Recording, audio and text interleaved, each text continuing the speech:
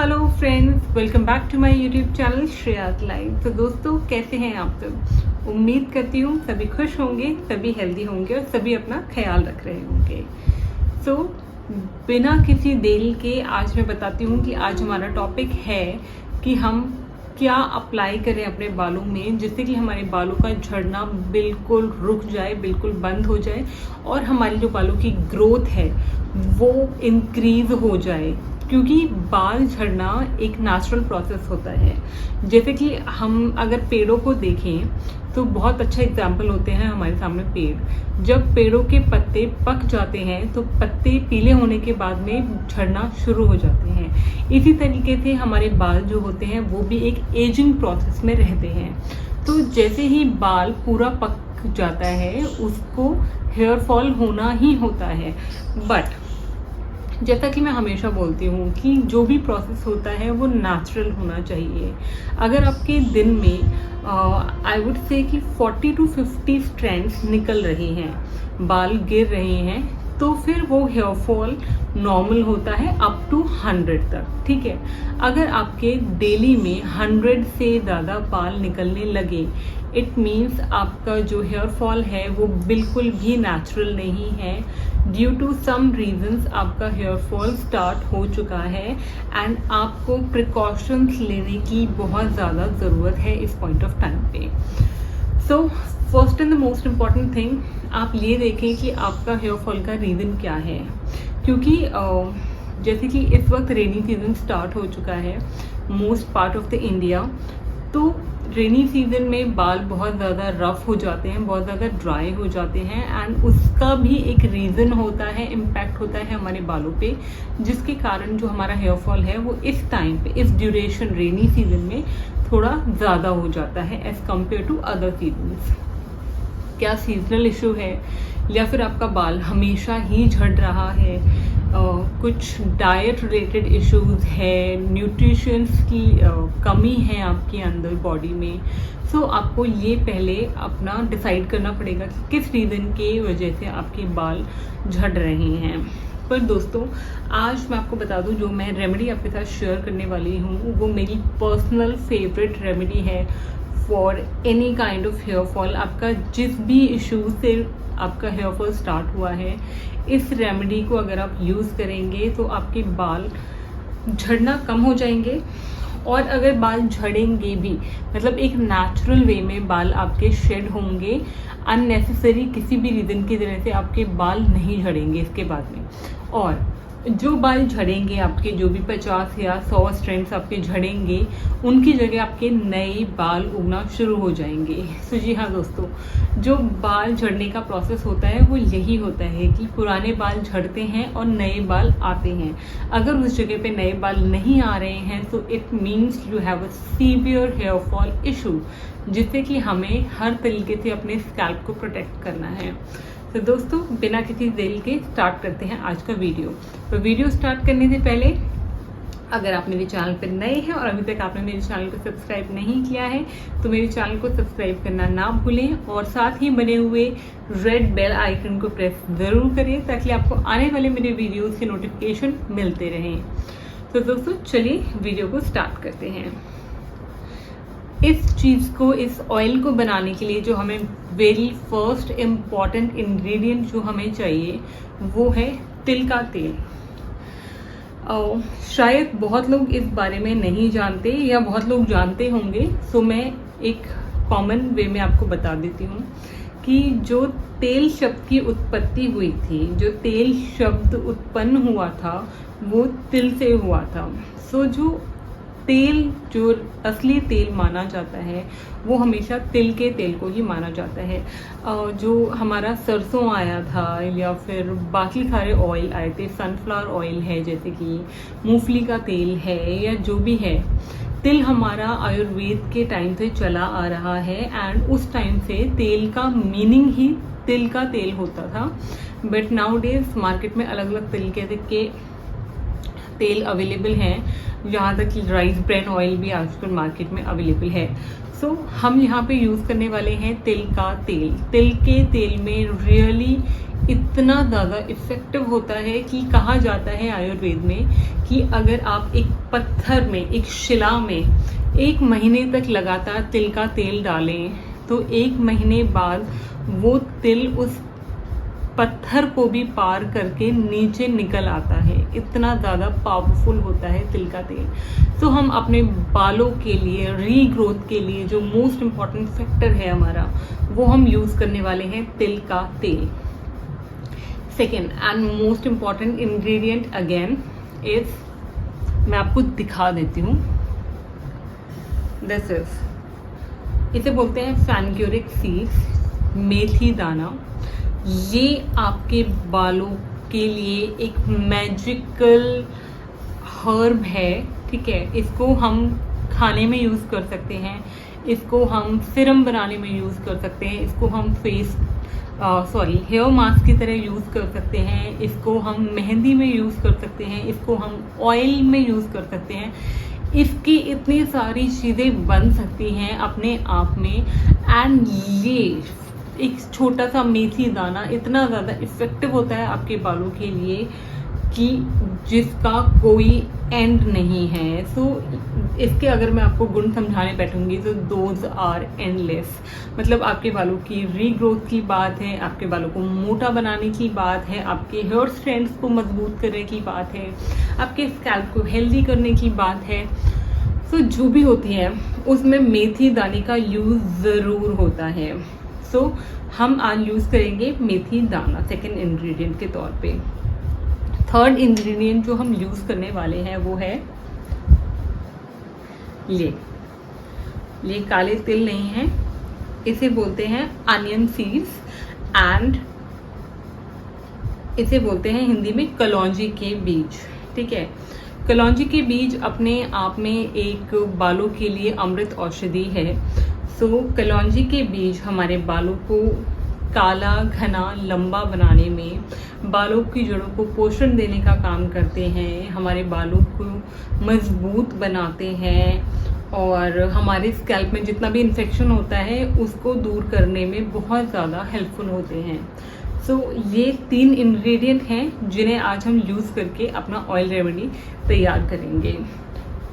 बहुत सारे लोगों ने बहुत सारे वीडियोस डाले होंगे इस ऑयल को बनाने के लिए, बट मैं आपको बहुत मोस्ट इम्पॉर्टेंट चीज़ बताने वाली हूँ यहाँ पे कि जब भी आप इस ऑयल रेमेडी को बनाएं तो आप ध्यान रखें कि किसी भी कंडीशन में जो भी इंग्रेडिएंट्स का नेचुरल ऑयल है वो डिस्टर्ब नहीं होना चाहिए। अगर आप इंग्रेडिएंट के नेचुरल ऑयल को डिस्टर्ब करोगे तो फिर आपको रिजल्ट नहीं मिलेगा। सो आपको ध्यान रखना है इंग्रेडिएंट का जो नेचुरल ऑयल होता है उसको हमें किसी भी तरीके से डिस्टर्ब नहीं करना है। अब इन दोनों मिक्सचर्स को आपको लगभग 200 ml या 400 ml ऑयल लेना है, अप टू यू, आप कितने दिनों के लिए बनाना चाहते हैं। ऑयल लेने के बाद हमें, अगर आप 400 ग्राम ऑयल ले रहे हैं तो लगभग 50-50 ग्राम आपको मेथी दाना और कलौंजी के बीज लेने हैं। इन दोनों इंग्रेडिएंट को मिक्सी जार में डाल के हमें पीसना है। अब पीसने का एक बहुत ही इम्पॉर्टेंट ट्रिक होती है, एक प्रोसीजर होता है, वो मैं आपको बता देती हूँ, ध्यान से सुनिएगा। आपको जब भी मिक्सी रन करनी है वो सिर्फ और सिर्फ 5 सेकंड के लिए रन करनी है। तो आप 5 सेकंड के लिए मिक्सी को ऑन करेंगे, फिर ऑफ करेंगे, फिर आप लगभग 5 से 10 सेकंड रुकेंगे, फिर आप 5 सेकंड के लिए ऑन करेंगे, फिर आप 10 सेकंड के लिए होल्ड करेंगे। इस तरीके से आपको सेम कंटिन्यूस यूज़ करते हुए आपको इन इंग्रेडिएंट्स को पीस लेना है। बहुत ज़्यादा पाउडर फॉर्म में करने की ज़रूरत नहीं है, थोड़ा दरदरा होगा तो चलेगा, कोई इशू वाली बात नहीं है। इससे क्या होगा कि अगर आप कंटिन्यूस ग्राइंडिंग करेंगे दोनों इंग्रेडिएंट्स को मिला के, या किसी भी इंग्रेडिएंट की आप अगर कंटिन्यूस ग्राइंडिंग करते हैं तो होता क्या है बेसिकली कि आप जो मिक्सर जब आपको ग्राइंड करते हैं तो वो हीट अप होना शुरू हो जाते हैं एंड उस हीट के कारण जो हमारे नेचुरल ऑयल्स होते हैं वो डिस्टर्ब हो जाते हैं एंड हमें उन चीज़ों से कोई भी लाभ नहीं मिलता है, कोई बेनिफिट नहीं मिलने वाला है।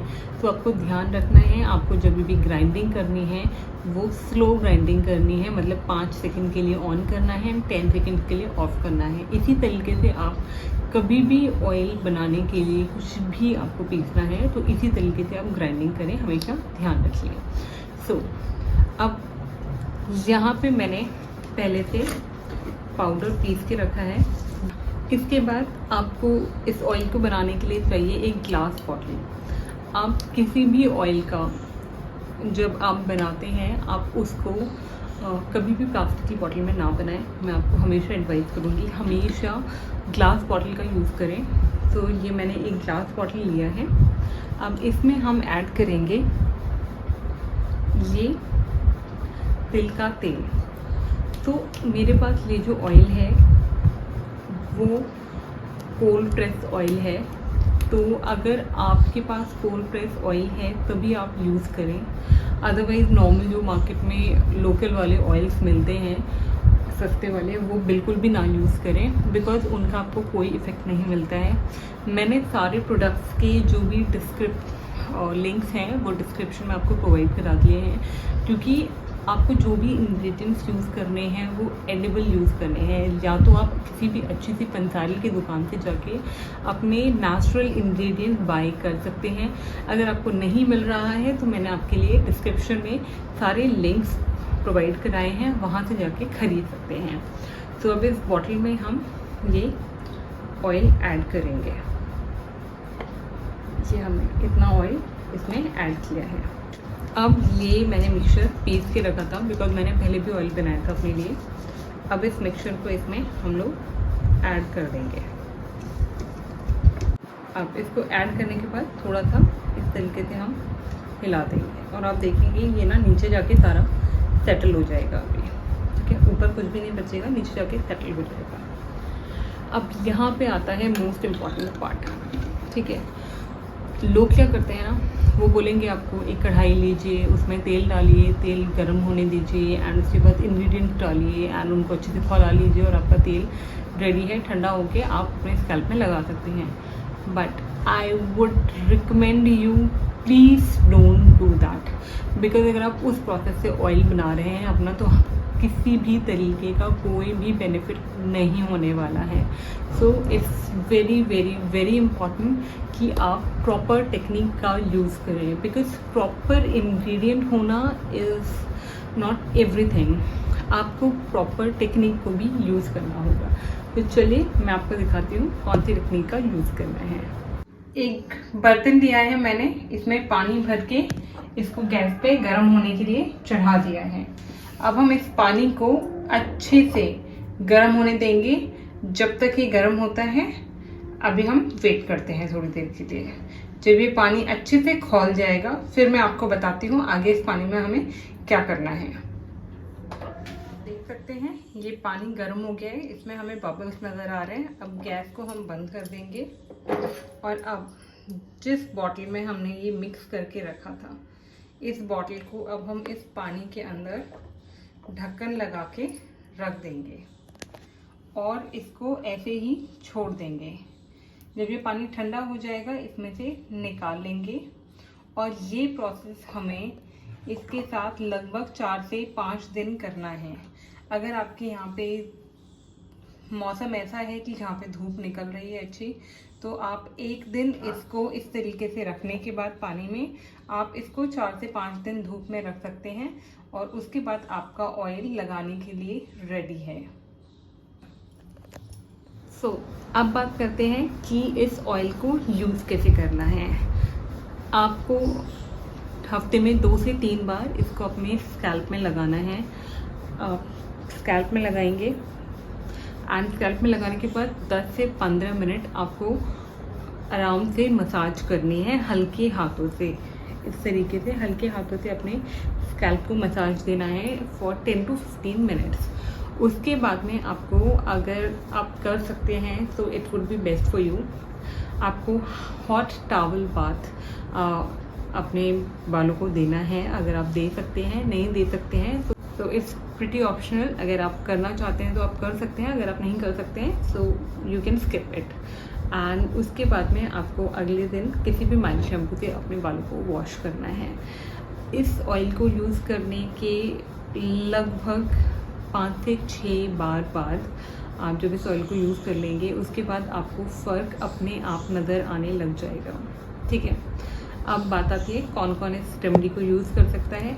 किसी भी एज ग्रुप के बच्चे, किसी भी एज ग्रुप के मेंस, किसी भी एज ग्रुप की वुमेंस इस ऑयल को, इस रेमेडी को यूज़ कर सकते हैं अपने बालों पे, बिकॉज़ ये बिल्कुल नेचुरल है, नेचुरल इंग्रेडिएंट्स के साथ बना है, नेचुरल ऑयल के साथ बना है। तो इस रेमेडी को यूज़ करने से किसी भी तरीके का हेयर प्रॉब्लम या फिर किसी भी तरीके का नेगेटिव इफेक्ट आपके स्कैल्प पे, आपके ऊपर नहीं आने वाला है। तो आप किसी भी एज ग्रुप पे इसको यूज़ कर सकते हैं।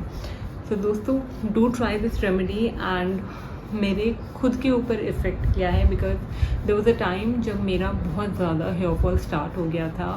एंड फिर मेरी मम्मा ने मेरे को बोला कि you should try this thing. और जब मैंने सच में इसको यूज़ किया सो मुझे रिज़ल्ट, मतलब वाओ रिज़ल्ट मिलना शुरू हुआ। मेरा हेयर फॉल बिल्कुल रुक गया, मेरे नए बाल आने शुरू हो गए। सो ऐसा कभी भी नहीं हुआ। Even I just throw away my fallen hair in spite, वरना मैं आपको दिखाती। So that was handful of hairs I lost due to hair fall, but उसके बावजूद भी I still have very good amount of hair on my scalp. कभी भी मेरे बालों का जो लेंथ था या फिर मेरे बालों का वॉल्यूम था तो कभी नहीं ख़त्म हुआ। एंड जो मोस्ट इम्पॉर्टेंट चीज़ होती है ना इसको यूज़ करने पे, अगर किसी के बालों का स्ट्रैंड, मैं आपको दिखा देती हूँ।